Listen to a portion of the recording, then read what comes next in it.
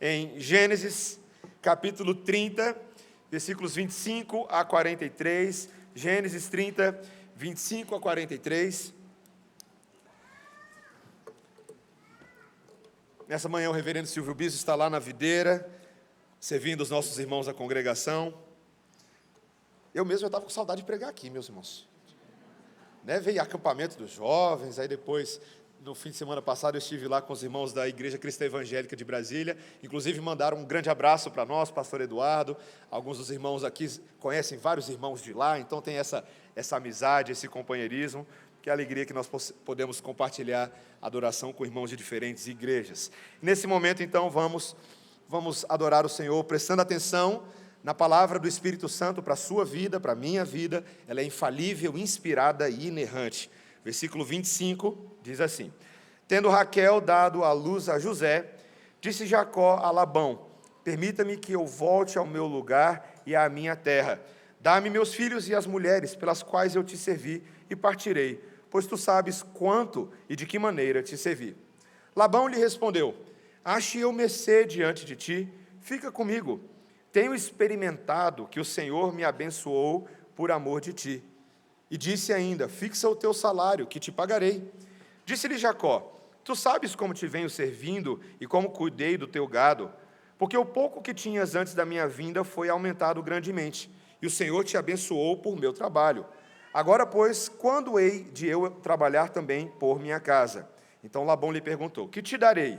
Respondeu Jacó: Nada me darás. Tornarei a apacentar e a guardar o teu rebanho, se me fizeres isto. Passarei hoje por todo o teu rebanho, separando dele os salpicados e malhados, e todos os negros entre os cordeiros, e o que é malhado e salpicado entre as cabras. Será isto o meu salário. Assim responderá por mim a minha justiça no dia de amanhã, quando vieres ver o meu salário diante de ti. O que não for salpicado e malhado entre as cabras e negro entre as ovelhas, esse, se for achado comigo, será tido por furtado. Disse Labão: Pois sim, seja conforme a tua palavra. Mas naquele mesmo dia, separou Labão os bodes listados e malhados, e todas as cabras salpicadas e malhadas, todos os que tinham alguma brancura, e todos os negros entre os cordeiros, e os passou às mãos de seus filhos. E pôs a distância de 3 dias de jornada entre si e Jacó apacentava o restante dos rebanhos de Labão. Tomou então Jacó várias vezes de álamo, de aveleira e de plátano, e lhes removeu a casca em riscas abertas, deixando aparecer a brancura das varas, as quais assim escorchadas, pôs ele em frente do rebanho, nos canais de água e nos bebedouros, aonde os rebanhos vinham para dessedentar-se, e conceberam quando vinham a beber. E concebia o rebanho diante das varas, e as ovelhas davam crias listadas, salpicadas e malhadas. Então separou Jacó os cordeiros e virou o rebanho para o lado dos listados e dos pretos nos rebanhos de Labão, e pôs o seu rebanho à parte, e não o juntou com o rebanho de Labão. E todas as vezes que concebiam as ovelhas fortes, punha Jacó as varas à vista do rebanho nos canais de água, para que concebessem diante das varas. Porém, quando o rebanho era fraco, não as punha. Assim, as fracas eram de Labão e as fortes de Jacó. E o homem se tornou mais e mais rico, teve muitos rebanhos, e servas, e servos, e camelos, e jumentos. Essa é a palavra do Senhor. Vamos orar? Senhor Deus, a Tua palavra traz-nos histórias fascinantes, e cheias de mistério, e às vezes difíceis de entender. Mas, ao mesmo tempo, ela é palavra de Deus para nós nessa manhã. E a única forma de adequadamente interpretá-la é pelo Teu Espírito Santo, misericordiosamente agindo no nosso coração como um professor espiritual, nos dando entendimento, abrindo nossa capacidade não só de entender, mas a nossa capacidade de aceitarmos o Teu Evangelho, sermos moldados. Então, Senhor, fala a Tua igreja nessa manhã, usa este Teu servo, usa a minha boca, mas, sobretudo, usa o Teu próprio Espírito para nos dar fidelidade e verdade, em nome de Jesus. Amém. Meus irmãos, você já ouviu a sua mãe, ou você deve ter alguma tia, ou alguma pessoa mais velha que quando vê um chinelo de cabeça para baixo, fala para você assim: desvira esse chinelo, menino. Vai ser assim: ué, por quê? Ou então aquelas pessoas que estão andando assim na rua ou no shopping, logo que vem uma escada no caminho, dão uma desviadinha. Aí você fala assim: ué, o que está acontecendo? Elas não querem passar debaixo da escada de jeito nenhum. porque na cabeça delas dá azar. E tem gente que em casa não tem problema se quebrar um copo, se quebrar um jarro, mas se quebrar um espelho, certo? Já se prepara logo para os 7 anos de penúria que vem pela frente, 7 anos de azar. Meus irmãos, isso é o que a gente chama na cultura de superstição, né? Crendice. O brasileiro gosta desse negócio. Meus irmãos, outro dia eu estava conversando com um pastor, e ele falou que eu fui experimentar, assistir um episódio da novela das 8 ou das 9, alguma coisa assim, e ele falou assim, rapaz, é só superstição, é só crendice. Nós somos um povo misturado, vários povos dentro de uma nação só, e com isso muitas crenças e inúmeras crendices populares e superstições, elas vão andando e varrendo gerações e gerações de famílias, não é? Aqui, ó, o pessoal, ó, né? Crente faz isso, crente besta, né? O noivo que não pode ver a noiva antes do dia do casamento, ou no dia do casamento, viu o vestido branco, acabou, vai dar tudo errado na cerimônia. O avô que fala, não abre o guarda-chuva dentro de casa não. Outro dia, meus irmãos, meus meninos estavam brincando com o guarda-chuva que eles têm lá dentro de casa. Eu fiquei lembrando disso, falei, pois é, tem gente que fala que não pode abrir o guarda-chuva dentro de casa, porque traz mau agouro, né? Mas, meus irmãos, essas superstições, e algumas nos parecem meio bestas e bobas, mas elas revelam uma maneira pela qual as pessoas conduzem as suas vidas, não é verdade? Mesmo quem não se diz crente, mas parece ter um senso daquilo que foge ao nosso entendimento, aquilo que transcende este mundo, mas que não poderia ser explicado com objetividade. E eu te pergunto, viver uma vida assim, guiar-se por aquilo que a gente não entende, aquilo que é inexplicável, é uma forma segura de se viver a vida? Esse misticismo, esse paganismo? Ou é algo que, no fim das contas, acaba afundando as pessoas ainda mais no engano do seu próprio coração? Esse texto de hoje, meus irmãos, ele nos mostra um Deus que opera no sentido contrário da superstição e é capaz de usar as próprias crendices e superstições dos homens, de uma maneira sobrenatural, para trazer os seus propósitos, sem desconsiderar o caminho seguro a seguir, que nós deveríamos seguir. O texto de hoje trata sobre isso. Então, primeiro, meus irmãos, vamos ver aqui esse misticismo supersticioso de quem não conhece a Deus, ok? Nós acabamos de passar aquela fase do livro de Gênesis tão fascinante, sobre a multiplicação da família de Jacó, por meio de Raquel, por meio de Lia. E ali o texto então finaliza para a gente a última sessão no versículo 25, mostrando que Raquel então deu à luz a José. É muito importante que você, quando você vai lendo o texto de Gênesis, tá? Quando esses nomes-chave vão aparecendo, você tem que ir fixando eles na história, tá? Porque eles são importantes para a gente entender como Deus está revelando os seus propósitos. Então você tem, né, Abraão, Isaac, Jacó, José, eles vão aparecendo e vão montando uma estrutura de interpretação do livro de Gênesis. Então, quando esse momento chega, esse momento do nascimento de Jacó, então Jacó vira para Labão e fala assim, Labão, veja bem, nós já estamos nesse negócio aqui há 14 anos, né? Foi um vai e volta, foi um monte de coisa, mas quer saber? Chegou o meu momento. Chegou, isso para mim é sinal de que agora é hora para eu voltar para o meu lugar e para a minha terra. Então, Labão, versículo 26, veja aí, dá-me meus filhos e as mulheres pelas quais eu te servi e partirei, pois tu sabes quanto e de que maneira eu te servi. Então, veja, meus irmãos, era a conclusão de um ciclo na vida de Jacó, e para isso acontecer, ele precisava se desconectar do seu sogro, mas o seu sogro não ia deixar de jeito nenhum. Olha o que ele fala no versículo 27, Labão lhe respondeu, ache eu mercê diante de ti, fica comigo. Ô Jacó, não faz isso comigo não, Jacó, tem misericórdia de mim, Jacó. E ele vira e fala assim, tenho experimentado que o Senhor me abençoou por meio de ti. E meus irmãos, é verdade, Deus estava abençoando muito Labão de tabela. Lembra, a gente falou isso no último sermão e nos outros sermões. Labão não era um homem crente. Labão não era um homem temente ao Senhor. Pelo contrário, ele tinha ídolos dentro da casa dele. Mas por causa de Jacó, Deus estava abençoando a vida desse homem. O que significa, meu irmão, me permita uma aplicação bem rapidinha. Mesmo quando nós temos pessoas não crentes ao nosso redor, elas podem ser abençoadas pela graça de Deus através das nossas vidas, que respinga nelas. É verdade isso. Labão tinha se beneficiado tremendamente. Talvez alguém poderia pensar, nossa, o homem está se convertendo, né? Mas não é não, meus irmãos. Inclusive, tem um detalhe aqui, nesse versículo 27, que na leitura em português, infelizmente, ele escapa aos nossos olhos, mas ele é tremendamente importante para a gente entender o que está acontecendo aqui. Sabe aí no versículo 27? Olha aí, quando ele fala assim, ache eu mercê diante de ti, fica comigo, aí ele fala, tenho experimentado que o Senhor me abençoou por meio de ti. Você sabe o que é esse tenho experimentado? Literalmente, no hebraico, meus irmãos, é aprendi por vidência.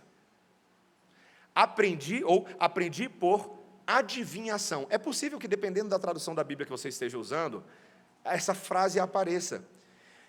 Meus irmãos, veja, a maneira como Labão estava tentando descobrir a bênção de Deus, era a forma como os antigos grupos da Mesopotâmia praticavam a busca da vontade dos seus deuses.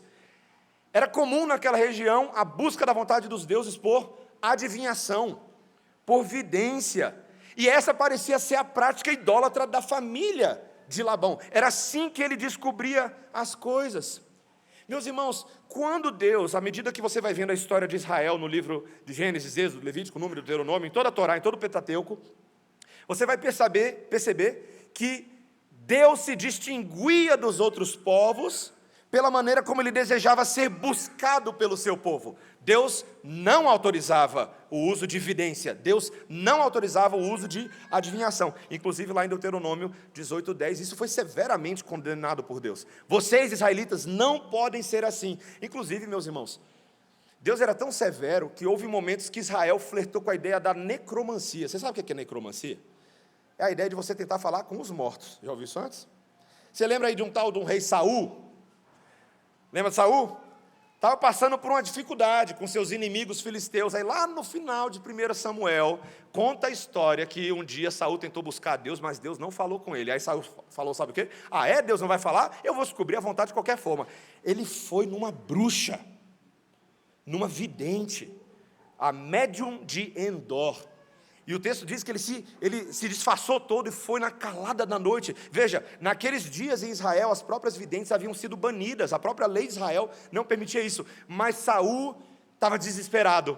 E ele vai lá então e ele fala assim para a médium, olha, dá um jeito aí de fazer Samuel voltar do mundo dos mortos para me trazer uma mensagem da parte de Deus. E meus irmãos, que bagunça. Veja, eu não vou entrar aqui no mérito da interpretação daquele texto, se foi Samuel mesmo que apareceu, se foi só um demônio. Eu não vou entrar nesse mérito agora. O ponto é que a confusão estava instalada na vida desse rei Saul, e em breve o seu trono passaria. Meus irmãos, as pessoas sem Deus, elas são assim. Você não deveria estranhar tanto, porque você sabe que no mundo as pessoas são assim. Quando elas estão aflitas diante das adversidades da vida, quando elas estão na beira do desespero, ou apenas pela mera curiosidade de tentar descobrir aquelas coisas que são ocultas, o que as pessoas fazem? Você já viu aí? Né? Passa ali na W3, ali, você vai ver umas plaquinhas, Lê Simão, Tarô, Orixás, Búzios, sessões espíritas para pessoas que estão passando por problemas específicos, horóscopo, o povo que gosta de horóscopo, não é verdade? O que as pessoas estão tentando fazer? De alguma maneira elas estão tentando tocar aquilo que elas não entendem para obter uma solução para as suas vidas. E meus irmãos, esse negócio de adivinhação a gente precisa explicar direitinho, né? Porque de vez em quando você vê as crianças assim brincando, né? Aí a criança que é bem instruída pelo pai, pela mãe, né? Criança crente, né? A outra está brincando com ela e fala assim, adivinha o que eu tenho na minha mão? Ela fala, não posso adivinhar. Porque a adivinhação é pecado, né? Bem crente, né? E a gente vê de vez em quando assim. Crianças, deixa eu explicar uma coisa para vocês.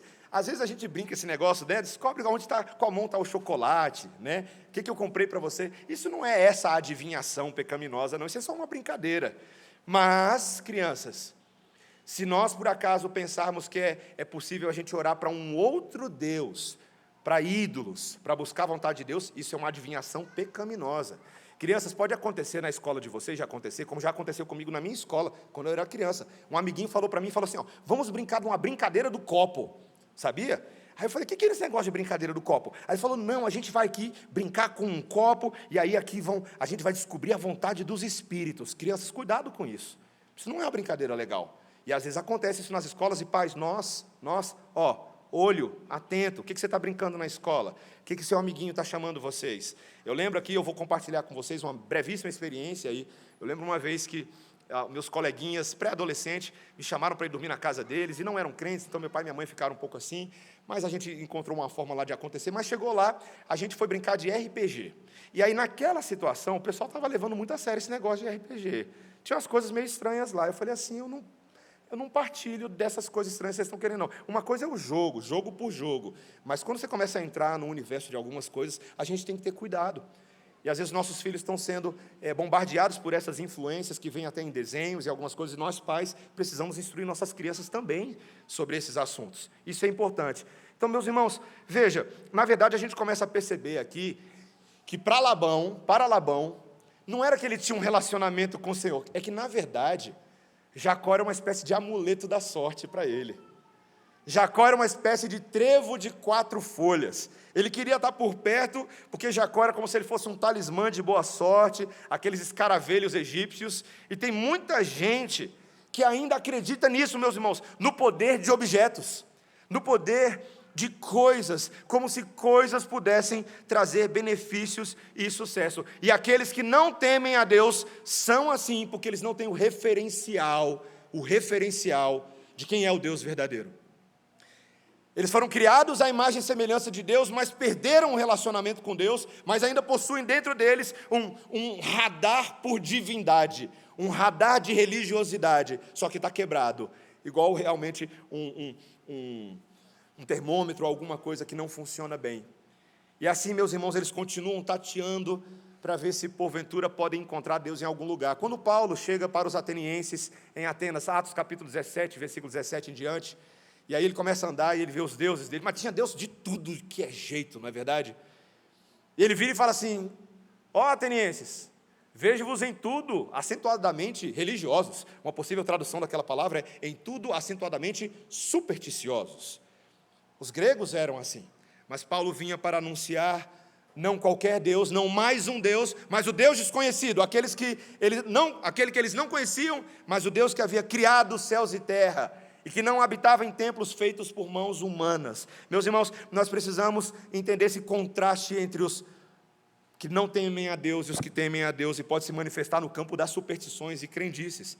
Mas, meus irmãos, em segundo lugar, o problema para a igreja não é somente esse, mas quando os crentes estão presos ainda às velhas superstições. Segundo ponto, quando os crentes ainda estão presos às velhas superstições. Então, meus irmãos, no versículo 31, veja aí comigo.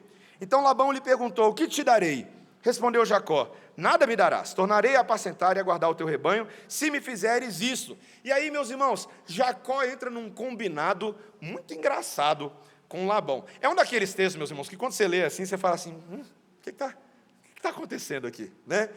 Literalmente, Jacó fala assim, olha, eu vou continuar pastoreando os seus rebanhos, mas eu vou passar por todo o rebanho, meu salário vai ser esse, eu vou separar as ovelhas malhadas e salpicadas, as manchadinhas, e todos os cordeiros de pele escura ou marrom, e todos os cabritos também malhados ou salpicados. Esses vão ser o meu pagamento. E assim a gente vai ficar tranquilo, porque vai ser uma divisão de bens visual. Se você passar pelo meu rebanho, né, falando para Labão, e você vê lá no meu rebanho alguma ovelha branquinha, bonitinha, fofinha, cheirosinha, você pode ter certeza, eu acabei roubando, porque as minhas não são essas. As minhas são as salpicadinhas, as malhadinhas e as escurinhas, tá? Meus irmãos, que proposta inusitada. Veja, aqui fazer uma breve aula de uma área que eu não manjo, mas estudei, tá?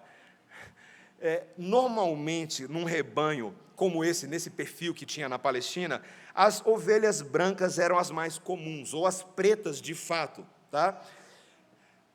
Mas Jacó estava solicitando as irregulares, as atípicas, aquelas que são diferentes. E normalmente, um salário de um pastor, quando o pastor era pago pelo seu trabalho, seria 20% de tudo aquilo que foi produzido. Mas raramente a porção salpicada de um rebanho seria tão alta. Não seria 20%. Ou seja, o que de fato Jacó estava pedindo era algo muito pequeno. O grupo amostral era muito baixo. Mas Labão, que era espertão, viu nisso uma oportunidade. Opa, se é isso que você quer, seja feito conforme a tua palavra. Estou dentro. Onde é que eu assino? E assim se seguiu. Mas, meus irmãos, você acha que o único... Lembra que eu falei que todo mundo é canalha, né?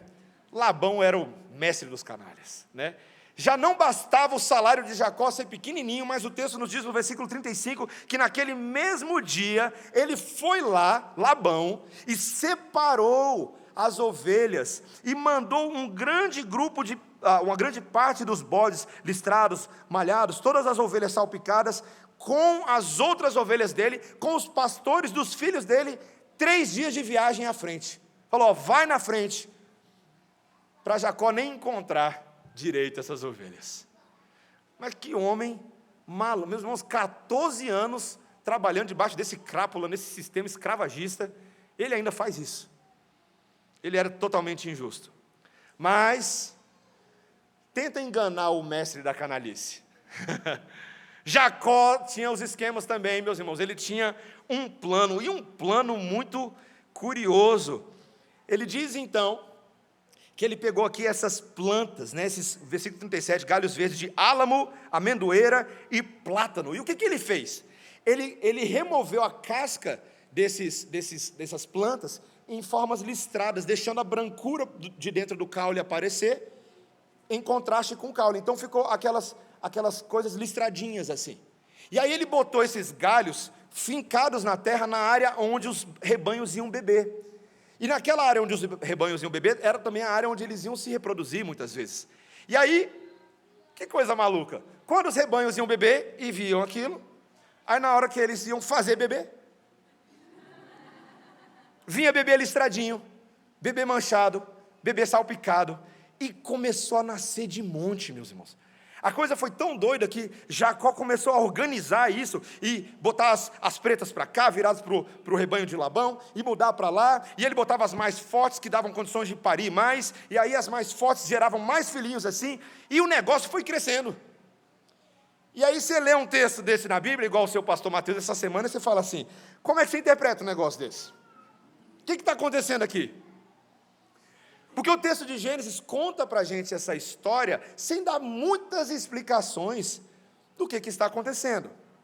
Quando a gente gasta um pouquinho mais de tempo, principalmente lá no capítulo 31, Deus vai deixar claro que ele sabia o que estava acontecendo. Jacó tirou uma ideia da cabeça dele, e a gente não sabe a origem, mas talvez baseado naquela ideia de superstição popular. Aqui eu não estou falando daquelas superstições hipermísticas, não. Mas aquela ideia de assim, minha mãe me contou, que a avó dela contou para ela, que se você estiver grávida e usar roupas azuis, o bebê vai nascer menino. Mas se você estiver grávida e usar roupas rosas, vai nascer menina. Algumas dessas ideias, sabe? Aquelas que vão passando de geração em geração, crendices que se tornam leis e se tornam basicamente práticas populares tão comuns que são quase incontestáveis. Meus irmãos, nós não sabemos exatamente de onde estava acontecendo isso aqui, mas uma coisa a gente sabe. Mais uma vez, esse Jacó estava se usando de artifício.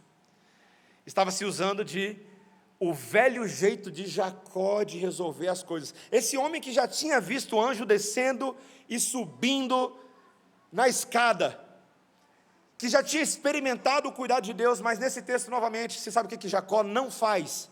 Ele não ora, ele não fala com Deus, ele não busca a sabedoria do Senhor, ele anda de novo para o velho método de Jacó de resolver as coisas. Meus irmãos, sem entrar ainda no mérito do que dá certo e o que não dá certo, mas é incrível, meus irmãos, é incrível como mesmo pessoas que conhecem a Deus podem ainda continuar praticando aquelas velhas crendices. Eu estava lendo um artigo esses dias que me fascinou bastante, sobre esses grupos que fazem viagens a Jerusalém, e um dos grupos descobriu ali uma tradição de alguns dos rabinos, dos judeus ortodoxos, que quando chegam perto do Muro das Lamentações, esfregam suas barbas no Muro das Lamentações, e é uma forma de eles obterem uma sintonia com Deus, uma bênção da parte de Deus.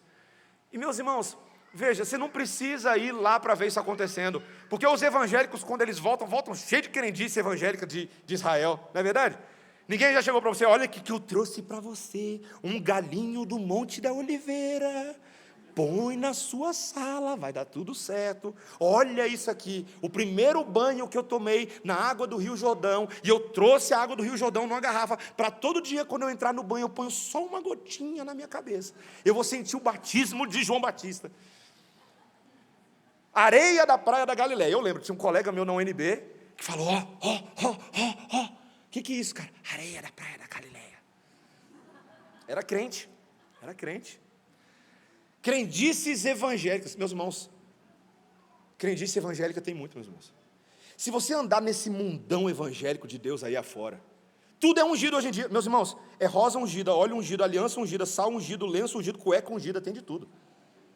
Tem de tudo, shampoo ungido, sabonete ungido. Aí você tem diferentes tipos de sabonetes ungidos para diferentes limpezas espirituais. Crendice evangélica. Meus irmãos, veja, não querendo falar, mas já falando, a gente teve a virada de ano aqui no ano passado, né? E a gente fica vendo, né? Membro da igreja vindo todo mundo de branco, né?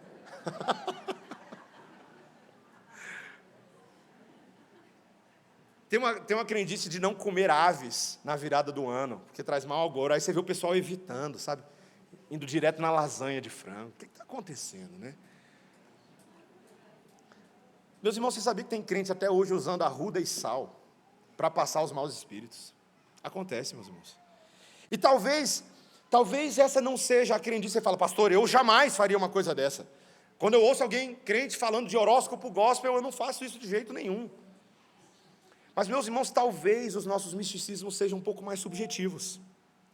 Talvez seja aquela ideia assim, de uma irmã que chega para outra e fala assim, olha, minha irmã, eu sei que você está tentando engravidar, né? Então, eu conheço uma médica, só que assim, ela é uma médica um pouquinho diferente, não fala para o pastor não, tá? Calma aí, eu não cheguei. Ela é um pouquinho diferente, porque assim, ela é médica, mas ela não se chama de médica, ela se chama de ajudadora. Ela é uma guia, e ela tem me ajudado demais na minha jornada na Terra.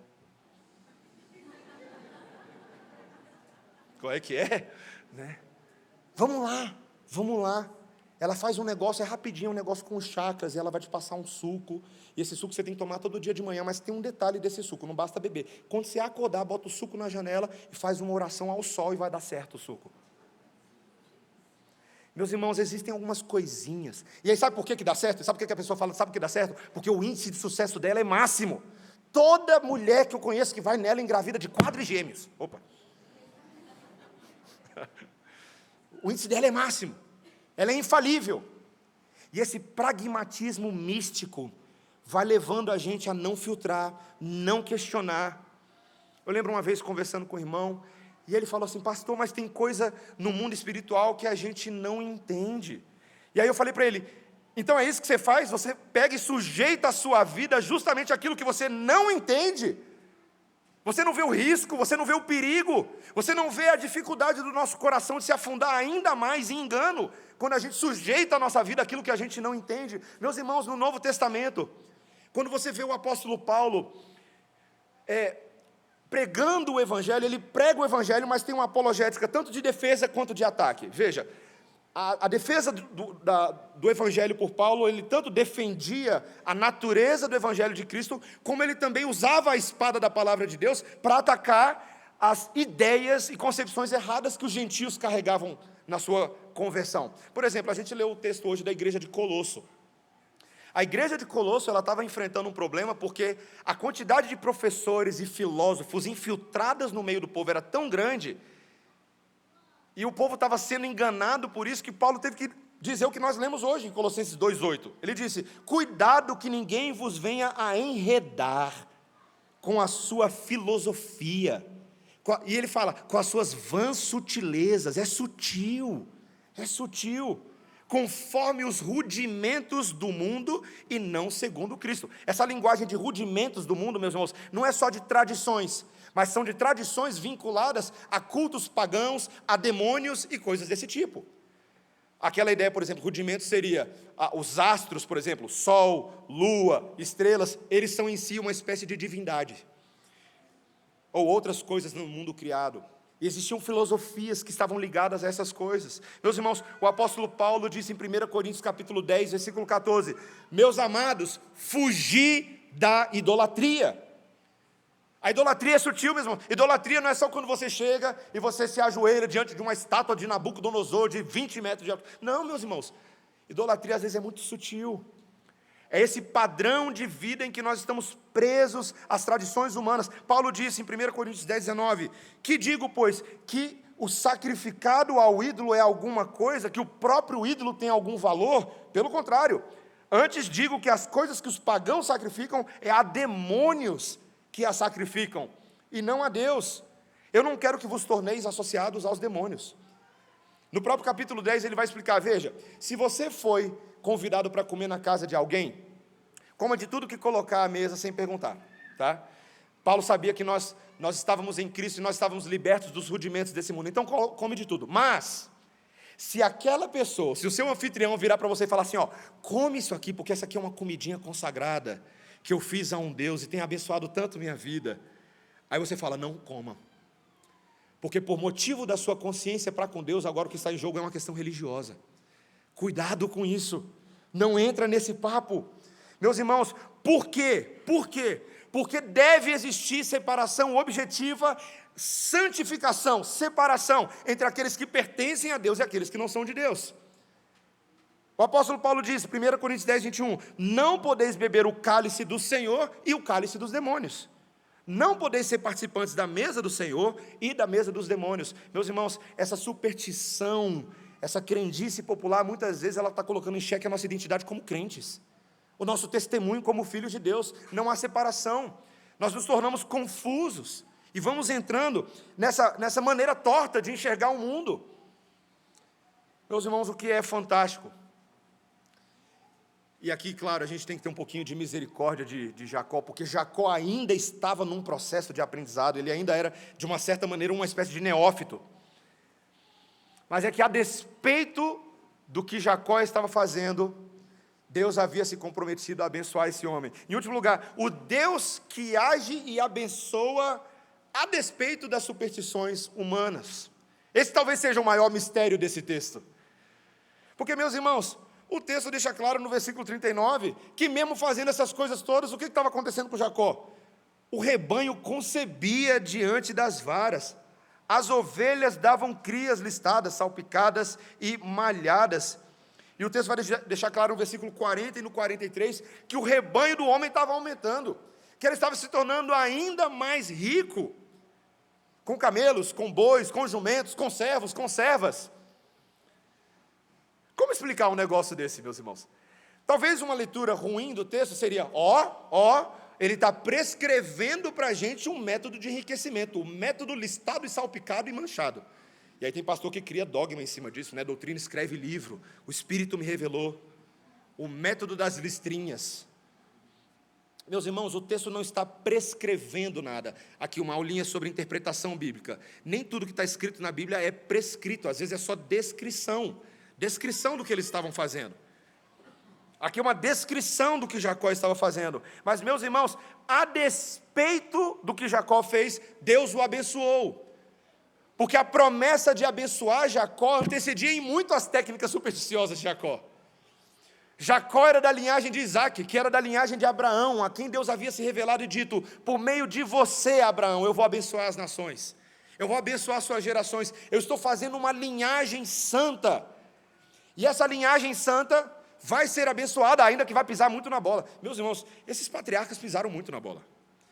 Isaac pisou na bola, Abraão pisou na bola, mas Deus continuou abençoando esses homens. Vocês lembram quando Abraão correu para o Egito, porque estava com fome, e falou que Sara era meio irmã dele? Vocês lembram disso? E vieram úlceras sobre Faraó e seus servos. E Faraó falou, por que você fez isso, Abraão? Se eu fosse Deus, falava assim, Abraão, você pisou na bola, já era, não vou te abençoar mais. Mas a Bíblia vai nos contar, então, que Abraão sai de lá com ainda mais riquezas do que ele entrou. Por quê, meus irmãos? Por quê? Por causa das promessas e não dos pecados. Por causa da misericórdia e não da superstição. Deus é tão soberano, meus irmãos. Ele é tão soberano que ele é capaz até mesmo de agir sobre e em meio a uma superstição para trazer uma bênção. Isso é um mistério. Tem que ter muito cuidado com o que eu vou falar aqui agora. Porque não é para justificar a superstição, mas é para mostrar quão soberano é Deus. Meus irmãos, quando Jonas entrou naquele barco para fugir da presença de Deus, os marinheiros do navio, que não eram crentes, eram pagãos, adoravam seus deuses, mandaram Jonas acordar no meio da tempestade e falar: o que você está dormindo agarrado aí no sono, rapaz? Clama ao seu Deus. Todo mundo começou a clamar. Aí Jonas vai lá, conta a identidade dele, né? Quem ele é. E aí você lembra da cena? Os homens jogam sortes, lembra? Eles jogam sortes, eles usam o método deles, de buscar a vontade dos deuses, eles jogam sortes. E as sortes apontam na direção de quem? De Jonas. Meus irmãos, tenta fugir de Deus, ele vai usar até as sortes para apontar na tua direção. Não tem como. Porque Deus é tão soberano que Ele pode governar até sobre os métodos dos homens para produzir a sua vontade. Isso é o nosso Deus soberano. Estava pensando naquele texto de Mateus, em que Pilatos está resolvendo a situação de Jesus e ele tem um problema ali, porque tem Barrabás. E era aquela época do ano que o povo clamava pela libertação de uns prisioneiros, e ali eles começaram a falar: liberta Barrabás, prendam Jesus, libertem Barrabás, prendam Jesus. E Pilatos joga para a torcida, né? Ele joga com o povo, ele vai: vamos lá, vamos nessa direção. Mas de repente a história nos conta que a mulher de Pilatos, ela teve um sonho. E ela teve um sonho, e esse sonho ela traz para Pilatos e fala: Pilatos, cuidado, não mexe com esse homem, porque esse homem, esse Jesus, é justo. Meus irmãos, Deus dá um sonho para uma ímpia, para uma pagã. E às vezes, novamente, esse mundo dos sonhos também é uma bagunça doida. As pessoas que vivem por sonhos, se guiam por sonhos, sonhei com isso, sonhei com aquilo. Jeremias falou lá no capítulo 23 que muitas vezes isso seria método de condenação, de juízo e de engano da parte de Deus, não de esclarecimento. Mas essa mulher tem um sonho e fala: Pilatos, cuidado. Meus irmãos, sabe por quê? Porque Deus é capaz de operar até sobre coisas que nos parecem muito estranhas, para trazer o seu justo propósito, e para nos lembrar que nós não precisamos dessas coisas, nós precisamos de Deus. Em Deus, meus irmãos, aqueles que descobrem a Deus, descobrem um baú de tesouro sem fundo, algo que os rudimentos, os poderes, os principados, as potestades, os demônios não podem fornecer.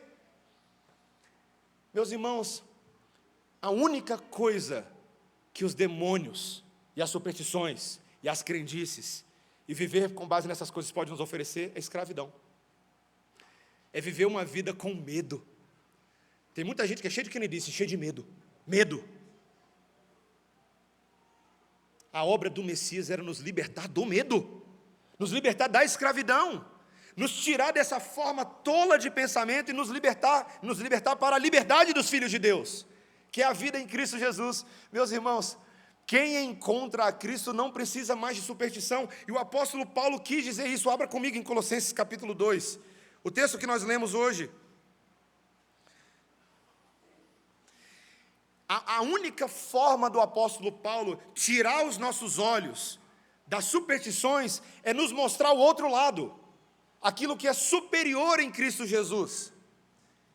E ele diz, Colossenses capítulo 2, versículo 8, veja: cuidado que ninguém vos venha enredar com a sua filosofia e vãs sutilezas, conforme a tradição dos homens, conforme os rudimentos do mundo, e não segundo Cristo. E aí, meus irmãos, ele vai fazer uma apresentação cristológica magnífica de Jesus. Olha o versículo 9: porquanto nele habita corporalmente toda a plenitude da divindade. Meus irmãos, a plenitude da divindade está em Jesus. Na minha academia, tem duas pessoas lá que, na hora que elas vão se cumprimentar, elas falam assim: bom dia, deusa. Bom dia, deusa. Como é que está a deusa que está dentro de você?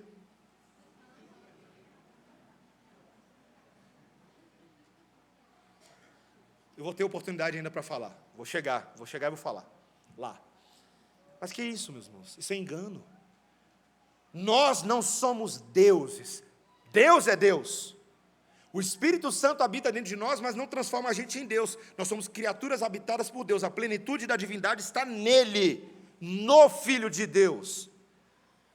Versículo 10. Também nele estáis aperfeiçoados. Veja, a nossa completude, a nossa maturidade, aquilo que é integral, só é encontrado nele. Não são nas propostas desse mundo, não são nas ofertas temporárias.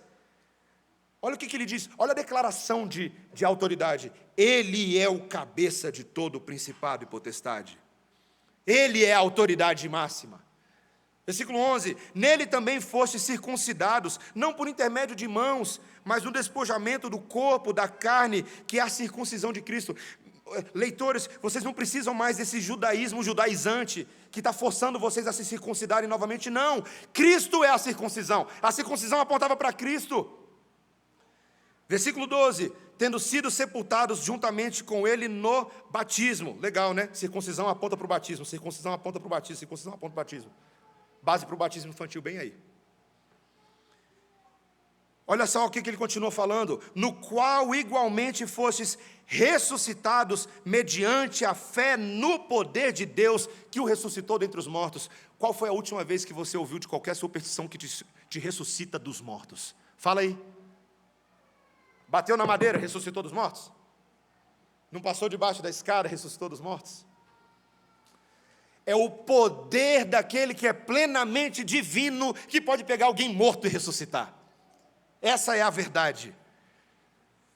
Meus irmãos, quando nós temos fé em Cristo, algo completamente diferente nos alcança. Olha o versículo 13. A vós outros que estáveis mortos pelas vossas transgressões e pela incircuncisão da vossa carne, vos deu vida, juntamente com ele, perdoando todos os nossos delitos, tendo cancelado o escrito de dívida que era contra nós, o que constava de ordenanças, o qual nos era prejudicial, removeu-o inteiramente, encravando na cruz e despojando os principados e as potestades, publicamente os expôs ao desprezo, triunfando deles na cruz.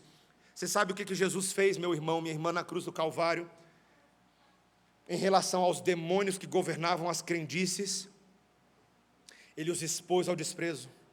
Ele disse, eu sou o cabeça, eu sou a autoridade, não há poder neles. Eles foram humilhados por meio daquele que venceu a morte com a sua própria ressurreição. Quando eu ouço, meus irmãos, aquilo que reside em Cristo Jesus, e que Ele é aquele que nos oferece, como o versículo 13 coloca, aquele que oferece a vida, o perdão dos pecados, o cancelamento da dívida, eu falo assim, para que eu vou correr para superstições? Eu não preciso de nada disso. O que eu tenho, meus irmãos, em Cristo Jesus é infinitamente superior. E é por isso que ele encerra aqui esse texto, no versículo 16, veja aí comigo. Ninguém, pois, vos julgue por causa de comida e bebida, ou dia de festa, ou lua nova, ou sábados. Para com essas coisas, para de ritualismo, porque tudo isso tem sido sombra das coisas que haviam de vir, porém o corpo é de Cristo. Larga esses rudimentos. Aqui, larga culto de anjo. Meus irmãos, tinha culto de anjo, larga culto de anjo. Apeguem-se a Cristo, no Senhor e apenas no Senhor. Versículo 19, olha aí comigo, último versículo. E não retendo a cabeça, da qual todo o corpo, suprido e bem vinculado por suas juntas e ligamentos, cresce o crescimento que procede de Deus. Quando eu e você estamos ligados ao cabeça que é Cristo, e somos o corpo dele, quando estamos ligados a ele, nós estamos supridos. Eu estou saciado. Acompanhando esses dias os relatos sobre a vida dos discípulos, e vendo ali claramente que cada vez que aqueles homens, que aquelas muitas mulheres, aquelas multidões encontravam com Jesus, a primeira e maior de todas as experiências não era apenas serem curados dos seus corpos, mas era serem saciados nas suas almas. Saciado na alma. No amor não existe medo. Antes, o perfeito amor lança fora todo medo. Quem é amado por Deus não vive sob o tormento dos principados, das potestades, dos poderes. Nós não precisamos falar, quando a sua mãe vira para você e fala assim, vira esse chinelo, menino. Você fala assim, mãe, não é isso, mãe. Não tem nada a ver. Menino, vamos ali na igreja para a gente fazer uma quebra de maldição. Não, mãe. Eu não preciso do lenço santo, eu não preciso da toalha santa, do shampoo santo. Em Cristo, a maldição foi cancelada. É assim que a gente faz. A gente começa a ensinar as pessoas que a gente não precisa de suco da oração do sol. Você não precisa do médico guru que vai te ajudar na sua jornada terrena. Você só precisa de Jesus. E dos meios de graça pelos quais Jesus quer suprir a sua vida. O corpo. Larga de crendice e corre para os seus irmãos, para o corpo, para a igreja, para o serviço, para a palavra de Deus. Ela é poderosa, meus irmãos, não pastor Mateus, mas ela é poderosa para libertar o seu coração dos seus maiores medos e temores. E que o Senhor, meu irmão, minha irmã, nos ajude a substituir as nossas superstições por um super salvador. Pode ser? Amém? Que nós olhemos para o autor e consumador da nossa fé, o início, o meio e o fim da nossa fé. Eu falo, eu não preciso de superstição, eu tenho um super salvador, eu estou tranquilo, eu vou comunicar essa alegria e essa boa nova com todo mundo. Amém? Irmãos, vamos orar. Senhor Deus, existem tantas coisas nesse mundo que podem nos fazer olhar para as coisas e não olhar para o Senhor, o Criador. Tanto descrentes quanto crentes ainda podem estar presos a velhas superstições, velhos temores. Mas nós amamos aquele Deus que consegue agir e abençoar a despeito até das superstições. Um Deus que nos remove delas, nos arranca do tremedal de engano e nos leva para o esclarecimento, para uma epistemologia, para um conhecimento libertador. Nós te adoramos, Senhor, porque nada nesse mundo, nenhuma filosofia deste mundo presente pode nos dar a completude e a plenitude da divindade que há em Cristo Jesus. Então, Senhor, fortalece a fé do teu povo nessa manhã. Ajuda-nos a fazer a boa apologética que tanto defende o Evangelho quanto confronta as ideias erradas desse mundo, apresentando em lugar do engano o Deus desconhecido, aquele que não é feito por mãos humanas, aquele cuja identidade não permaneceu desconhecida, mas foi revelada a nós. Aquilo que outrora era oculto, que era um mistério, hoje não é mais um mistério, porque nos foi dado a conhecer para a nossa salvação. Obrigado, Senhor, pela tua palavra, e fortalece-nos, é o que pedimos em nome de Jesus. Amém.